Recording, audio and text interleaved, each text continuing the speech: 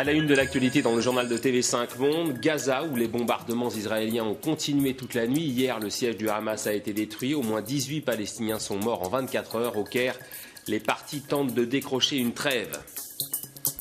Insécurité au Brésil, à Sao Paulo, la plus grande ville du pays. Au moins 140 personnes ont été tuées en 2 semaines, dont 90 policiers. Cette recrudescence de violence serait le fait d'un seul gang. 2 sur 3, pas si mal. Après l'Australie, le 15 de France a épinglé l'Argentine. Victoire 39-22. Les Bleus joueront leur dernier test match automnal samedi prochain. Ce sera contre les îles Samoa.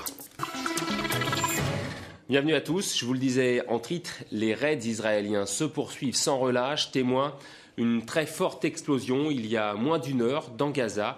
Hier, l'une des cibles a été le siège du gouvernement du Hamas. Au moins 18 Palestiniens ont été tués. Au Caire, des négociations se déroulent pour tenter de décrocher une trêve. Emmanuel Godard, Stéphane Stasi. La cible est précise, le quartier général du Hamas. Et le bâtiment ne résistera pas aux frappes de l'armée israélienne. Il ne reste plus que des débris. Les lieux de pouvoir sont visés et détruits les uns après les autres, comme le siège de la police. Ici, c'est la maison du chef des brigades, Al-Qassam. Les dégâts sont de plus en plus importants dans la bande de Gaza, dont beaucoup de quartiers ressemblent désormais à des champs de ruines. Les victimes sont de plus en plus nombreuses, les blessés affluent vers les hôpitaux. Nous faisons appel à la branche armée pour protéger notre peuple et faire face à l'escalade israélienne jusqu'à ce que les Israéliens deviennent responsables et qu'ils remplissent les garanties posées par les Palestiniens. Les tirs de roquettes du Hamas vers Israël sont plus aléatoires, mais l'appartement de cette femme a été touché à Ashdod. Ou encore cette maison dans le sud d'Israël où toutes les vitres ont été soufflées. À Tel Aviv, après les attaques de la veille, la ville est maintenant équipée de ces batteries antimissiles. Je me sens un peu plus en sécurité grâce à ça. J'espère que tout cela va se finir la semaine prochaine. Nous n'avons pas besoin de cela. Les sirènes qui retentissent régulièrement ont raison de l'inquiétude des habitants. Nous allons poursuivre cette opération jusqu'à ce que nous apportions la paix et la tranquillité aux 3 millions d'Israéliens, ceux qui vivent directement sous la menace des roquettes. Pour cela, les réservistes israéliens se rendent en masse à la frontière de l'enclave palestinienne. 20 000 hommes pour le moment. Le gouvernement prévoit d'en envoyer 75 000 au total. Les chars sont déjà prêts à intervenir. En Syrie, à l'est du pays, la zone frontière avec l'Irak serait désormais sous le contrôle des rebelles. Hier, ils ont enlevé l'aéroport Hamdan, c'est à Boukamal. Il servait de base d'hélicoptères à l'armée syrienne. L'armée syrienne qui a sorti les bombardiers et mené de nombreux raids, notamment sur Idlib, Alep ou encore Damas. Ici, on voit les rebelles après la prise de cet aéroport. Et pendant ce temps, en France, le chef de l'opposition syrienne a été reçu par François Hollande. Le président français a fait une annonce officielle. Un ambassadeur de la coalition syrienne devrait être nommé à Paris. Jean-Luc Eguezier. Paris se veut en pointe sur le dossier syrien et le prouve. Le nouveau chef de la coalition de l'opposition, Ahmad Moazzal Khatib, a pu le constater, reçu à l'Elysée ce samedi.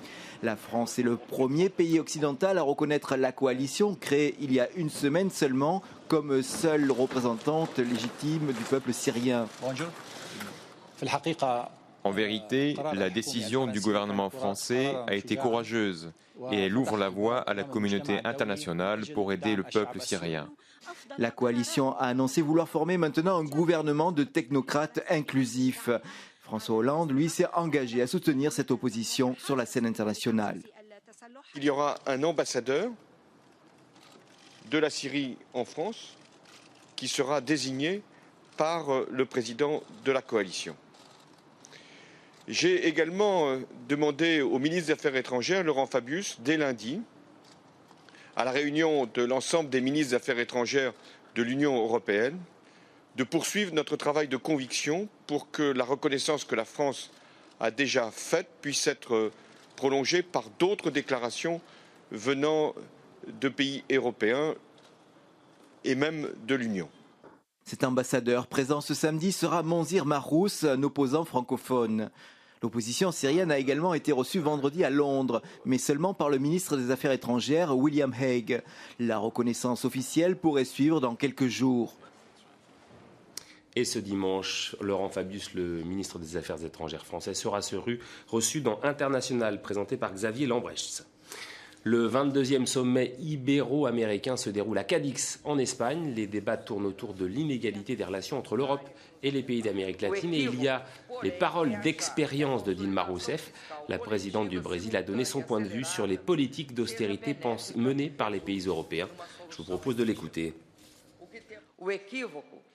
C'est une erreur de croire qu'un assainissement budgétaire accéléré, collectif et simultané pourrait être bénéfique et qu'il pourrait se muer en solutions efficaces. Ce que nous avons vu, ce sont des mesures qui, malgré les promesses d'écarter le risque de banqueroute financière, n'ont pas écarté la méfiance des marchés et, ce qui est plus important, n'écartent pas la méfiance des populations. Le Brésil qui va organiser de grandes manifestations, le mondial de foot et les JO. Et les autorités tentent d'éradiquer du coup l'insécurité. Vaste chantier face à des gangs et des cartels de la drogue surarmés.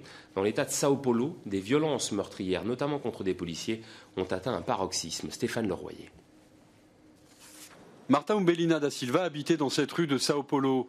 Cet officier de police de 44 ans, mère de 3 enfants, a été abattu juste devant chez elle samedi soir.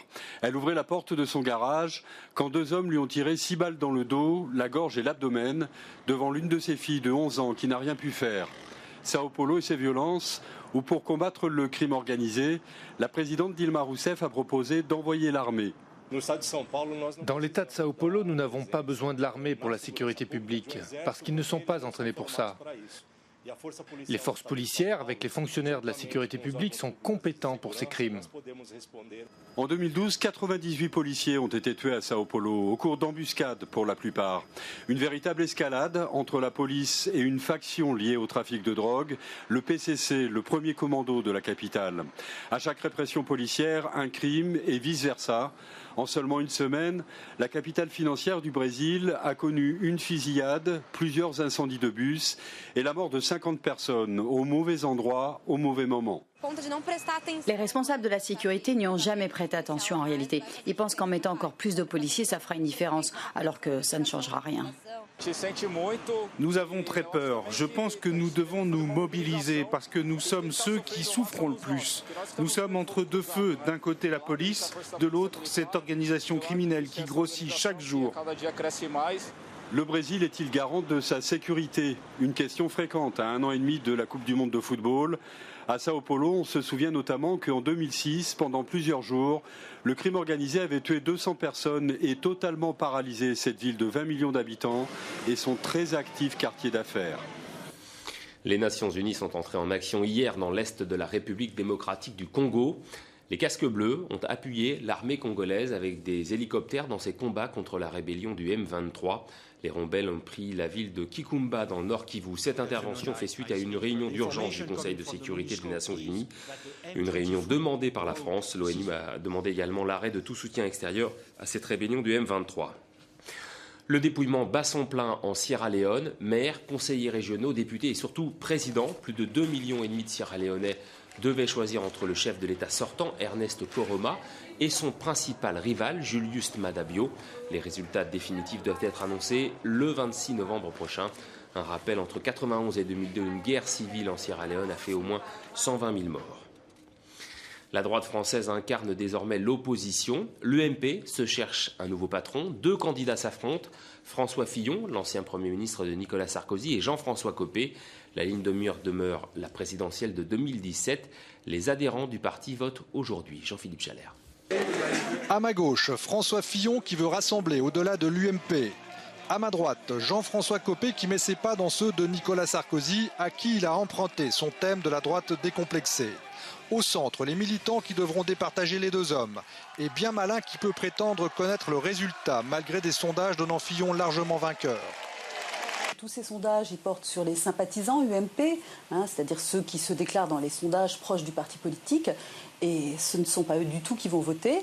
Ceux qui vont voter, ce sont les adhérents à jour de cotisation. Et ils ne sont pas du tout la réplique en fait, des sympathisants UMP. Démarré il y a 3 mois, la campagne s'est durcie ces derniers jours.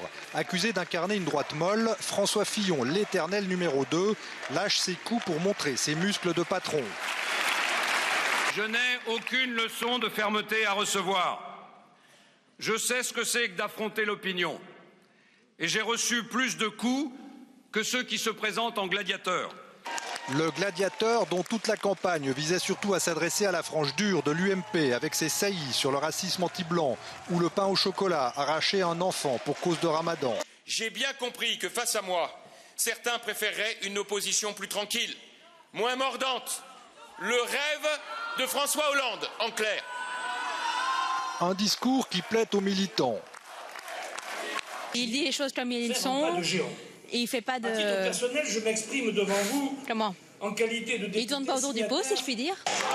Mais cela convainc beaucoup moins l'ancien porte-parole de l'UMP, passé chez les centristes. Il me semble que discuter avec François Fillon, qui est un modéré, ouvert, responsable, sera ou serait plus facile que de discuter avec Jean-François Copé, dont les positions récentes confinent presque à celles de l'extrême droite. Que ce soit Jean-François Copé ou François Fillon, son avenir restera suspendu à la décision de Nicolas Sarkozy de se représenter ou pas en 2017. Et toujours en France, les suites heureuses du rapt de Chloé. L'adolescente est rentrée avec ses parents hier dans le Gard. Son village de Barjac est soulagé. L'auteur de l'enlèvement présumé a lui été incarcéré en Allemagne. Hervé Gutmann. Sous bonne escorte policière, Chloé est revenue parmi les siens. Elle est accompagnée de son père et de sa mère. Un peu plus tard, les parents de Chloé sont venus répondre aux questions des journalistes sur l'état de santé de leur enfant qu'ils veulent protéger et aider à se reconstruire. Nous avons sauvé cette adolescente tous ensemble. Aujourd'hui, il ne faut pas la détruire. Elle n'a subi aucune violence? Maltraitance, de toute façon, je ne pose pas cette question. Elle ne nous l'a pas dit. Alors comprenez bien qu'elle n'est pas encore sortie d'embarras. Il y a encore un long chemin à faire pour retrouver notre Chloé. Enlevée de force sur le pas de sa porte, Chloé aura vécu une semaine cachée dans le coffre de la voiture de son kidnappeur, arrêté hier soir en Allemagne. Chloé a 15 ans et elle a fait preuve d'un sacré courage. Elle chantait, elle se mettait en tête des choses, elle se renforçait sur elle-même et elle calculait, elle se préparait à la prochaine rencontre avec ce personnage. Ouais, non, c'est impressionnant. Son kidnappeur, Kamel Bousla, 32 ans, sort tout juste de 3 années de prison pour agression sexuelle. Des attouchements sexuels sur de jeunes victimes sans toutefois aller jusqu'au viol. Une fragilité psychologique face à ses pulsions qu'il avait du mal à réprimer, c'est ce qu'il avait confié à l'époque à son avocat. Il se rendait compte qu'il n'arrivait pas à résister à ses pulsions, qu'il menait à des agressions sexuelles et qu'il comprenait la gravité de ce qu'il avait commis. Il était effectivement en détresse psychologique et psychiatrique assez importante pour demander à être protégé malgré lui. Placé en détention en Allemagne pour vol, délit de fuite et séquestration, Kamel Bousla est sous le coup d'un mandat d'arrêt européen. Son extradition rapide vers la France dépend de la justice allemande. Sans transition, cet hommage à un pionnier de l'escalade libre, Patrick Edlinger, défiait comme personne les parois les plus escarpées. Ce grimpeur français avait une allure, une prestance, une vraie élégance. Véritable icône de ce sport, il a été retrouvé mort chez lui. Il avait 52 ans. Julien Benedetto. Il a longtemps nargué la mort, comme ici à 300 mètres du sol, dans les gorges du Verdon. L'amour du risque, chevillé au corps. Il glisse un peu le monodoigt, non ? Patrick Edlinger aimait vivre à flanc de montagne. Il y a des périodes où tu as vraiment envie d'essayer des trucs durs. Et puis il y a aussi des périodes de récupération entre guillemets où tu te balades dans le vertical comme ça, c'est joli. Enfin moi ça me plaît, c'est mon bureau. Dans les années 80, le grimpeur qui vit dans une camionnette devient le symbole d'un mode de vie. Il révolutionne sa discipline, pionnier de l'escalade libre. Des ascensions en solo, sans matériel. Il faut avoir une super concentration et le moindre faux mouvement ou équilibre ou si tes bras tétanisent, c'est la chute quoi. Une chute qui faillit lui coûter la vie en 95. À la demande de sa fille, il grimpait moins ces dernières années. Il est mort hier chez lui à 52 ans. Les falaises du Verdon sont orphelines. Direction à présent Montréal et son salon du livre. Les versions numériques sont désormais des offres à part entière. Les libraires et les éditeurs les plus importants du Québec ont annoncé ce tournant. L'offre francophone en sort grandie. Correspondance Catherine François.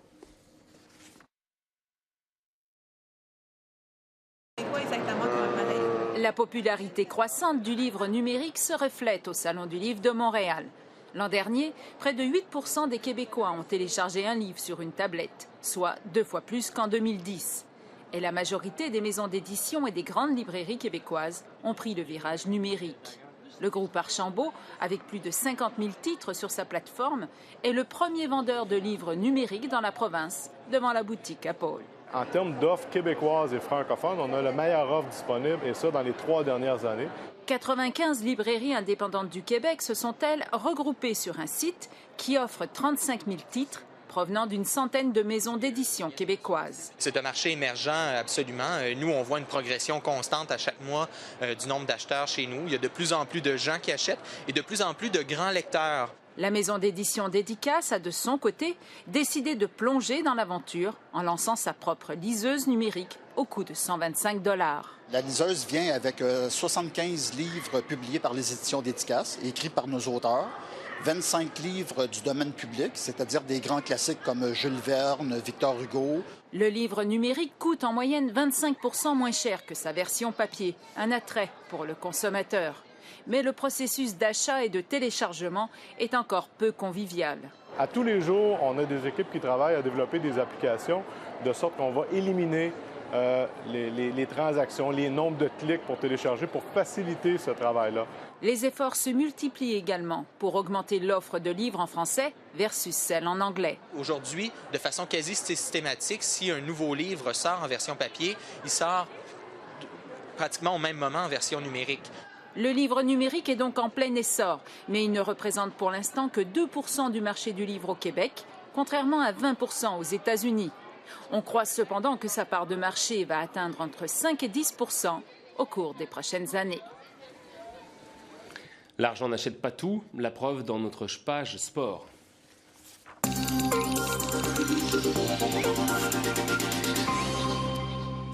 Les riches Qataris se demandent certainement s'ils ont bien fait d'investir en Ligue 1 de foot en France. Leur équipe, le Paris Saint-Germain, a perdu chez lui 2-1 face à Rennes. Les coéquipiers de la star absente, Zlatan Ibrahimovic, ont pourtant joué à 11 contre 9. Christian Rénif. C'est un exploit. Un véritable coup de tonnerre en Ligue 1. Rennes est venu ce soir s'imposer dans l'antre du Paris Saint-Germain. Tout va de travers. La défaite contre les Verts la semaine dernière n'était donc pas un accident. C'est Rennes par Alessandrini qui ouvre le score. Et c'est le Brésilien Néné, déguisé en véritable Dark Vador après sa fracture de la pommette, qui égalise. Après c'est le bal des cartons rouges, la danse des expulsions. Avec Costil d'abord, le gardien. 10 Rennais face à 11 Parisiens, qu'importe. Rennes va tenir, résister, ne jamais céder. Mieux, ils vont marquer par Ferret.